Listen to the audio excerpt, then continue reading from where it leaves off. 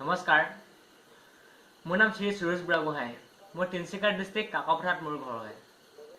মই এটা অনুৰোধ কৰিব বিচাৰিছোঁ, সমগ্ৰ বিশ্ববাসীক মোৰ ফালৰ পৰা এটা অনুৰোধ যে আপোনালোকে ঘৰতে থাকক, সুৰক্ষিত থাকক।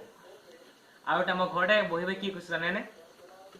এইটো বৰ্তমান মই নিজেই বনাইছোঁ, পেপাৰ তৈয়াৰ কৰিছোঁ বনাই পিনি।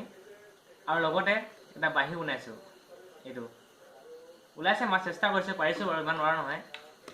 আৰু লগতে লকডাউন সময়ছোৱাতনো কি কৰিব, ঘৰতে এনেই বহি পানি ঢোলকে বজাই আছোঁ, প্ৰেক্টিছ কৰি আছোঁ। মানে বজাব নাজানো ভাল ঢোল, কিন্তু তথাপিতো বজাৰ চেষ্টা কৰিছোঁ, মানে তাকে অলপ শুনক বজাইছোঁ।